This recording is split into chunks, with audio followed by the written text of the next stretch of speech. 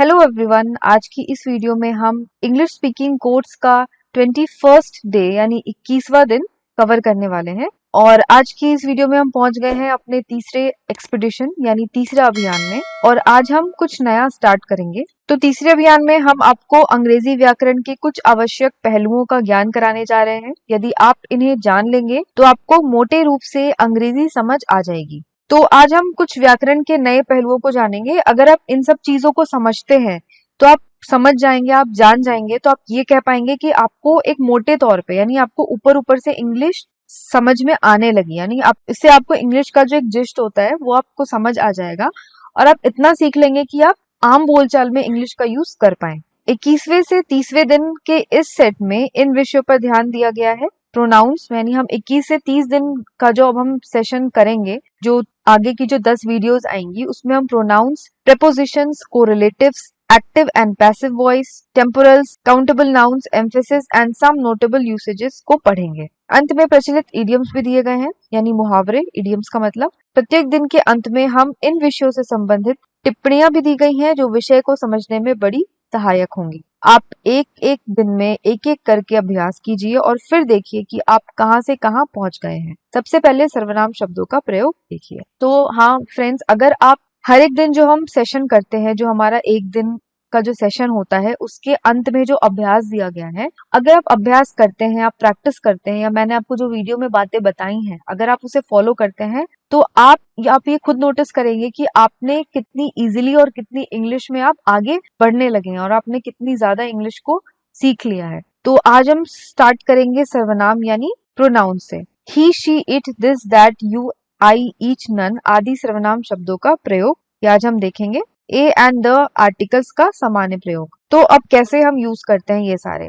This is Hamid, that is Anju. तो जो चीज हमारे पास होती है उसके लिए हम दिस यूज करते हैं, और जो चीज हमारे से दूर होती है और हम उसको पॉइंट आउट कर रहे हैं उसके लिए हम दैट यूज करते हैं। तो जैसे फॉर एग्जाम्पल, अगर आप बेड पे बैठे हैं और आपके पास बेड पे आपके पास में बुक पड़ी है, तो आप बोलोगे दिस इज माई बुक। लेकिन ऐसी कोई बुक है जो आपसे दूर है, टेबल पे बाहर रखी हुई है, उस कमरे में है, लेकिन आपके पहुंच से दूर है, तो आप उसको बोलेंगे दैट इज माई बुक। तो ये डिफरेंस होता है दिस और दैट का। दिस इज हामिद यानी जो मेरे साथ खड़ा है वो हामिद है, तो मैंने कहा this is Hamid. That is Anju यानी जो मेरे से दूर खड़ी है वहां सामने वो अंजू है, तो मैंने कहा that is Anju. This is his book, that is her diary, he is a boy. अब ही यूज होता है लड़के के लिए और शी यूज होता है लड़की के लिए। She is a girl. You are a student यानी तुम एक स्टूडेंट हो, तुम छात्र हो। आई एम अ क्लर्क, मैं क्लर्क हूँ। This is an apple, that's an orange. I am an Indian यानी मैं एक भारतीय हूँ। This is the camera I need यानी यह वह कैमरा है जो मैं चाहता था। तो ये मैं कैसे बोल रही हूँ, कैमरा मेरे हाथ में है और मैं कैमरा हाथ में लेके बोल रही हूँ कि yes this is the camera I need.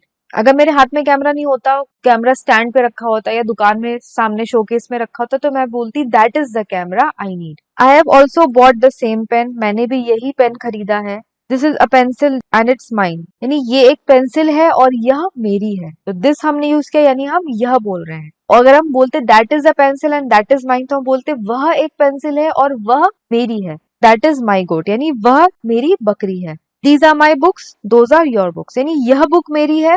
These का मतलब हो गया यह। दोज आर योर बुक्स यानी वह बुक तुम्हारी है। अब दीज जो है वो दिस का प्लूरल फॉर्म है, यानी दिस यूज होता है एक चीज के लिए और दीज यूज होता है एक से ज्यादा वस्तु या एक से ज्यादा पर्सन्स के लिए। वैसे ही दैट यूज होता है एक वस्तु या एक चीज के लिए, और दोज यूज होता है एक से ज्यादा चीजों के लिए। These books are mine, those books are yours यानी दीज यह पुस्तकें मेरी हैं और वह पुस्तकें तुम्हारी हैं। देखो यहाँ पे दो तरीके लिखने के, दीज आर माई बुक्स आप बोल सकते हो या फिर आप बोलते हो दीज बुक्स आर माइन। दोनों में अंतर क्या है, दीज आर माई बुक्स का मतलब हो गया ये मेरी पुस्तकें हैं, और दीज बुक्स आर माइन का मतलब हो गया यह पुस्तकें मेरी हैं। These are your notebooks, they are on the table. तो मैं बोल रही हूँ कि दीज आर योर नोटबुक्स, ये तुम्हारी नोटबुक्स हैं। They are on the table, मैं टेबल पे रखते हुए बोल रही हूँ कि they are on the table, वह मेज पर यानी मैंने उन्हें मेज पे रख दिया है। वह मेरे कंचे हैं, वे कई रंगों के हैं। Those are my marbles, they are of different colours. India is our country, we are her inhabitants. अब अवर कंट्री मानी हमारा देश है, देश के लिए हमने कंट्री यूज किया है, लेकिन वी आर हर इनहेबिटेंट्स यानी हम उसके वासी हैं। तो इंडिया जो है वो प्लूरल है, हम बोलते हैं कि भारत हमारी माता है, तो अब भारत माता है तो हमने उसके लिए हर यूज किया, हिज नहीं यूज करेंगे। Mister Sharma is your teacher, कि मिस्टर शर्मा तुम्हारे टीचर हैं। Meeta and Neeta are sisters, their mother is a teacher. Meeta और नीता बहनें हैं, उनकी मम्मी जो है वो टीचर है। तो यहाँ पे हमने देयर यूज किया है मीता और नीता के लिए। एक से ज्यादा लोग हैं तो हम उनके लिए देयर यूज करेंगे। Each of these boys play games, यानी इन लड़कों में से हर एक खेल खेलता है। तो दीज हम जैसे मैंने बताया हम प्लूरल शब्दों के लिए यूज करते हैं, यानी एक से ज्यादा चीजों के लिए यूज करते हैं। तो हम बता रहे हैं कि ये जितने लड़के यहाँ पे हैं इन सब लड़कों में से हर एक लड़का जो है वो खेल खेलता है। None of us went there, यानी हम में से कोई भी वहां नहीं गया।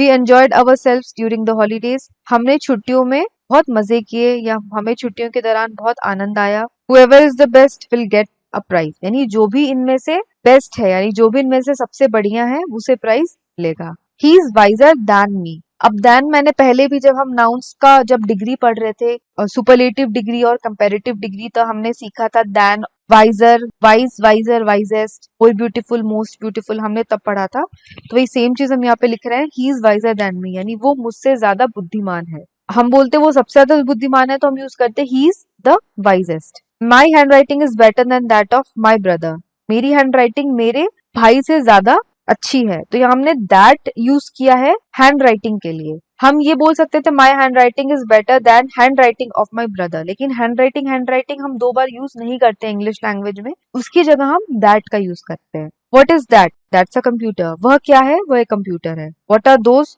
दोज आर कैसेट्स, वह क्या है?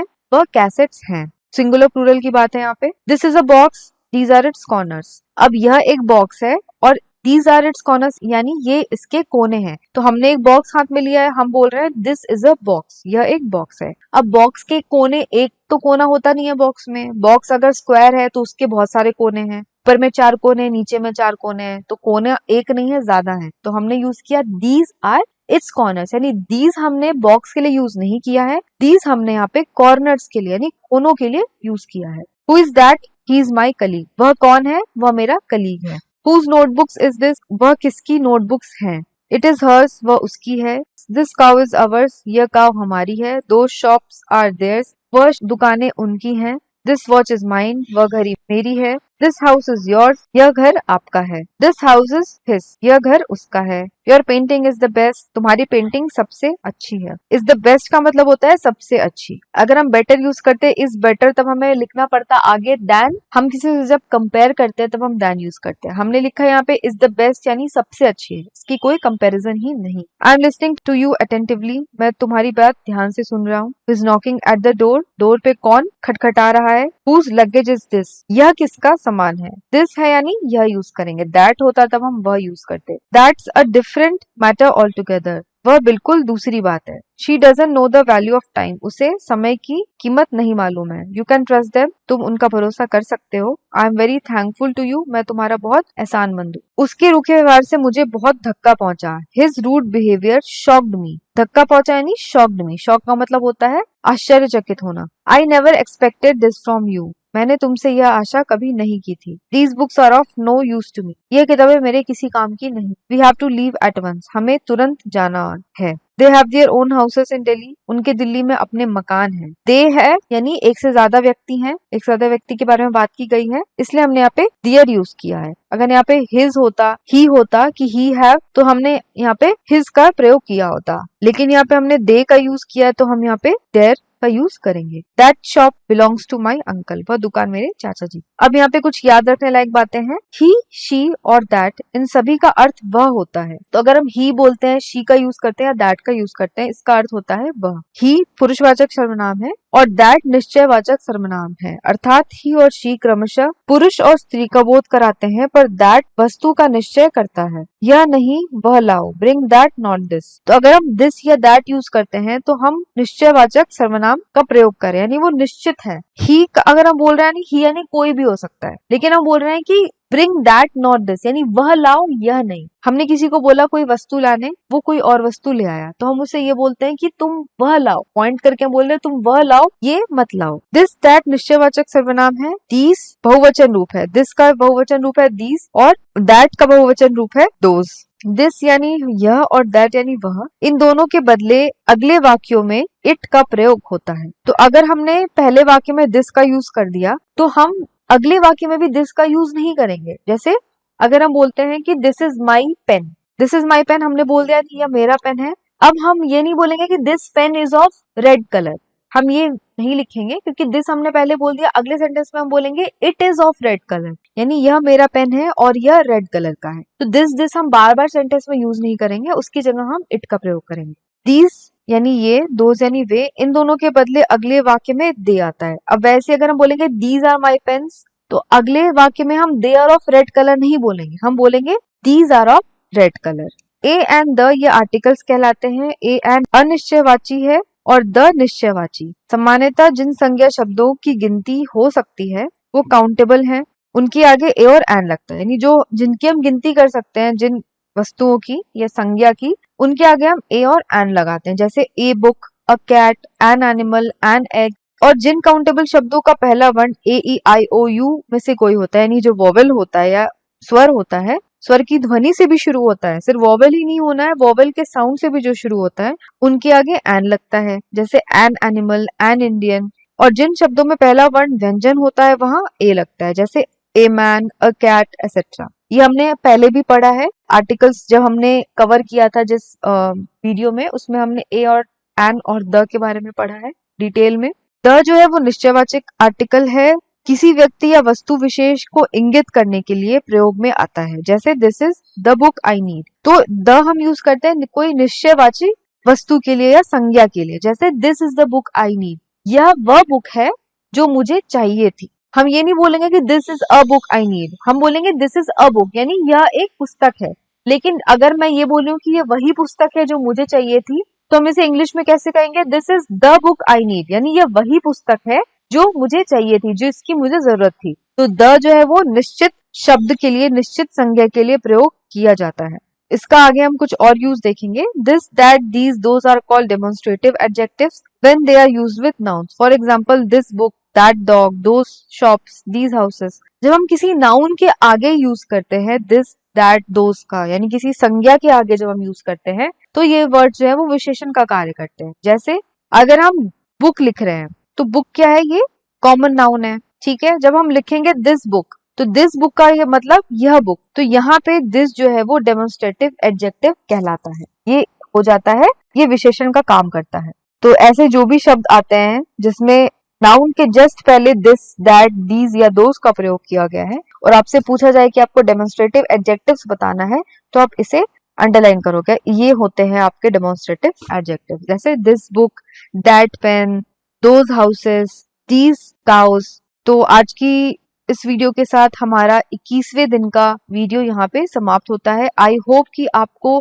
आज की वीडियो में मैंने जो भी आपको बताया प्रोनाउंस के बारे में, this, that, he, she, it के बारे में, दीज, दे के बारे में, वो आपको समझ आया होगा। अगर आपको अपनी पकड़ जो है इन चीजों में और मजबूत करनी है, तो आप और प्रैक्टिस कीजिए। आज जो हमने ये सारे सेंटेंसेस सीखे हैं, इन सेंटेंसेस को आप बोल के प्रैक्टिस कीजिए, अपने किसी फ्रेंड के साथ, अपने मम्मी के साथ, पापा के साथ, भाई बहन के साथ। जितनी ज्यादा प्रैक्टिस करेंगे उतना ज्यादा आपका जो है हर एक टॉपिक पे जो आपकी पकड़ है वो मजबूत होगी, और आप उतना ज्यादा ही अच्छे से इंग्लिश लैंग्वेज का यूज कर पाएंगे।